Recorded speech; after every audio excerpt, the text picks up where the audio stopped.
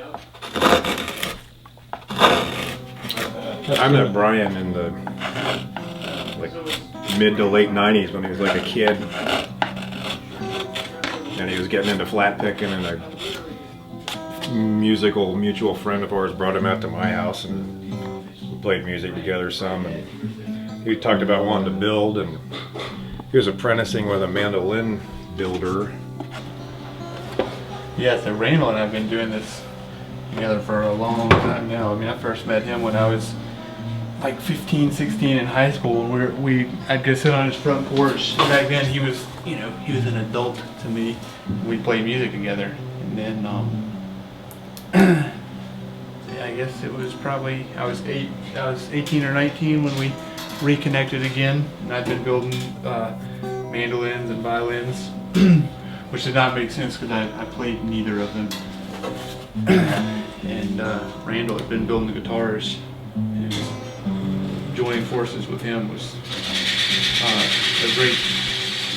seemed like the right path for me, because I play guitar. So. I built my first guitar in 1990.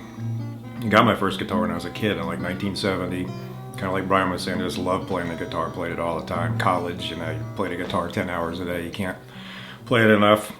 So out of college, was playing the guitar a lot and wanted another guitar. Couldn't afford another one, and started tinkering with my guitar and replacing pick guards, tuners, things like that, and started to just really be interested in building a guitar and wanting to just listen to the voices in my head, I guess. So read all I could. This was, like I said, 1990, so it was pre-internet. So still a lot more available information than the previous generation, the guys in the 70s and stuff. I just bought some parts here and there and built a really bad guitar over the course of the year, but I liked it a lot. I played it. You don't want to invest in a bunch of really expensive tools on your first couple of guitars. You don't know if you'll ever do it again. So I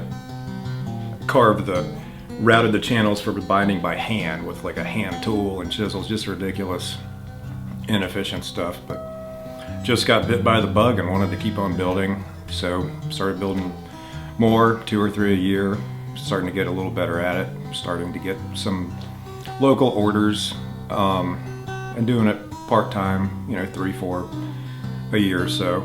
And I'd built about 20 guitars like that when I met Brian through a mutual musician friend, and like he said, he'd been apprenticing and learning how to do things too, and I was actually getting a little behind. I said, hey, you want to help me out on this guitar? And I think he did a neck and a little bit of inlay on it, and we liked working together. And I always joked that Brian was too young and stupid at the time to know you're not supposed to be able to do it for a living. And he's like, hey, I think we can really do this. And I was like, okay, yeah, sure. I'm going to take these to some festivals. And so I was skeptical, but I mean, it would have been a dream come true to build guitars at the time. But still, I was like, okay, yeah, right. And the next thing I knew, within like the first year, we had over a year's worth of orders.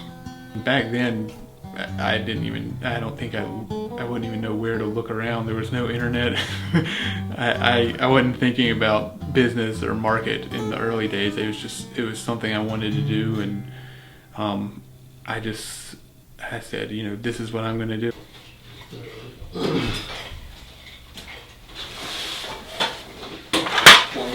One more sweat. I had hit on, and we'd hit on our bracing pattern and everything. It's like so many people were just building copies of D28s, and I had gotten exposed to some really cool like Gibson J35s from around 1940 and liked that a lot too. So our scale length is in between Martins and Gibsons. The angle of our X brace is more like a lot of Gibsons. Medium-sized maple bridge plate, not a big rosewood one, but nothing too tiny either. Just a lot of in-between compromises that we liked that kind of made our guitars sound like our guitars. We're starting to use aspects of technology to help us, but we feel like keeping to the old school technology because it definitely adds to the outcome of our final guitar. I mean, back in the old days, I would cut out a logo of a guitar with a jeweler saw, and it'd take me about 4 hours to cut out the Rockbridge out of pearl and get it inlaid. And now we can buy those CNC cutout for for like $6, $7, and so it makes sense. And so that's an example of a time where technology to us works and doesn't take away from what we feel is us kind of putting our love into these instruments. But stuff like carving the braces and just all the fine detail of the aesthetics, we definitely like the old school method.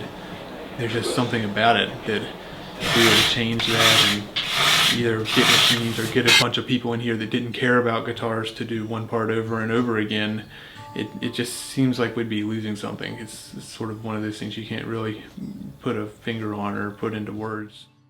So they've been teaching me from the ground up. I think they wanted somebody in here that they could get along with in the shop, which is probably debatable at this point, but and somebody that was going to commit and really want to learn the craft. The first time I do something, it has to be as good as they do it, or else it can't go on a guitar.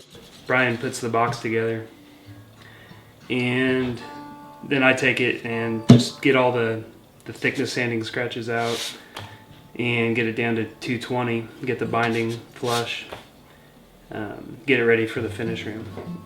You just don't think about how every step leading up to it, from when it's milled to it gets to this point, just how every step has to be just right, and to get those two things to line up, and then they never line up. So just the nuances that you have to get everything just so.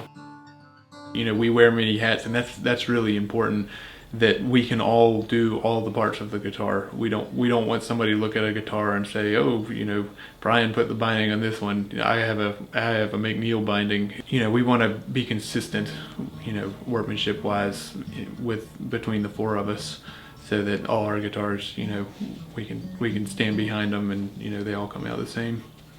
We switch around a good bit. I'm mostly on the start of the guitars and the finish part, so I'll bend sides and join tops and backs and do a lot of the binding and aesthetic work. The material costs are shocking. The really nice wood is very expensive, and just all the different pieces that go into making a guitar, it's very surprising. The thickness that you take the wood to, how slim it is, and was also very surprising and terrifying when I first started building guitars. I grew up restoring antique furniture with my father, so that's where I learned how to work with wood, and turned out the two skills were very related, detail orientation wise. We've come across a sound and a feel and an aesthetic that works, and we're not out there chasing tone and changing the braces on every guitar to try and make it better, because better for one person is worse for another. We found something that we like. They're the guitars that we would want to play, and fortunately there's enough people out there that think the same thing, that we're able to sit down here in the shop together and do this every day. I just feel so lucky that I can do it. I never take it for granted. It's just like a dream come true. And it is a lifestyle. We're all passionate about guitars. I love playing a guitar and reading about guitars. On the weekend, if I'm not working, I'm reading about guitars or reading guitar magazines. And it also is kind of a lifestyle, because a lot of times you got to head out to the shop at 5 in the afternoon on Saturday to keep a finish going or fix something. So lifestyle is a good word for it. You build a guitar, you form a relationship with the customers. I mean, even the ones I don't meet, it's like 100 emails, or I'm talking to them on the phone, and I know what they like. And I've become good friends with a lot of our customers. So ideally, they come to the shop. It's nice to see them open up the case and be happy with what we've done. We're building these instruments, and they're each going to have their own little story, and a lot of music's going to be played on them.